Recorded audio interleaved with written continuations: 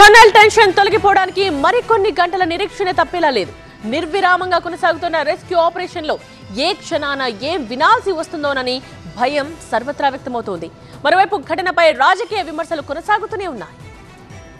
SLBC tunnel tension మరికొన్ని గంటలు కొనసాగనుంది. చిక్కుకుపోయిన కార్మికుల కోసం చేపట్టిన ఆపరేషన్ చివరి దశకు చేరుకుందని ప్రభుత్వం ప్రకటించింది. నలుగురు ఉన్నట్టుగా అనుమానిస్తున్న ప్రాంతాన్ని రేడార్ సాయంతో గుర్తించారు. ఈ ఆపరేషన్ లో గడిచిన 2 రోజుల్లో ఎంతో పురోగతి సాధించామని మంత్రి జూపల్లి తెలిపారు. పరిస్థితిని ఆయన ఇరిగేషన్ శాఖ మంత్రి ఉత్తమ్ కుమార్ రెడ్డి మరోసారి సమీక్షించారు. రెస్క్యూ ఆపరేషన్ పనులు మెషిన్ల ద్వారా మాన్యువల్ గా కూడా జరుగుతున్నాయని మంత్రి జూపల్లి వెల్లడించారు. అన్ని పనులు సమాంతరంగా జరుగుతున్నాయని తెలిపారు.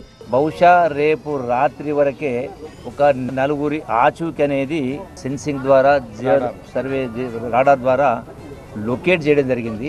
అంటే ఫ్రంటేజ్ ఉన్న వాళ్ళు. సో ఆ నలుగురికి సంబంధించి రేపు రాత్రి వరకు మనకు పూర్తిగా కంప్లీట్గా బయటికి తీయడం జరుగుతుంది. కార్మికులను బయటకు తీసుకొచ్చేందుకు 11 ఏజెన్సీలు పనిచేస్తున్నాయని మంత్రి తెలిపారు.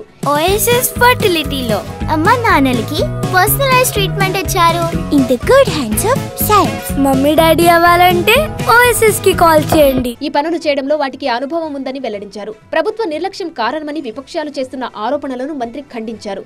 ఎక్కడా నిర్లక్ష్యం అనేది లేదని స్పష్టం చేశారు. చాలా మంది చాలా మాట్లాడుతూ ఉంటారు, ఏదో ఆలస్యమైంది అన్నట్టుగా, ప్రభుత్వం నిర్లక్ష్యం అన్నట్టుగా.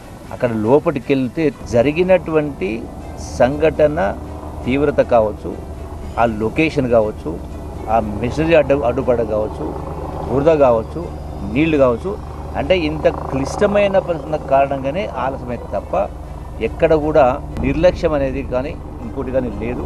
ఘటన జరిగిన ప్రాంతాన్ని బీజేపీ ఎమ్మెల్యేలు సందర్శించారు. ఈ ప్రమాదానికి రాష్ట్ర ప్రభుత్వం బాధ్యత వహించాలని బీజేపీ శాసనసభాపక్ష నేత ఏలేటి మహేశ్వర్ రెడ్డి డిమాండ్ చేశారు. రాష్ట్ర ప్రభుత్వ నిర్లక్ష్యం కారణంగానే ఈ ప్రమాదం జరిగిందని ఏలేటి అన్నారు.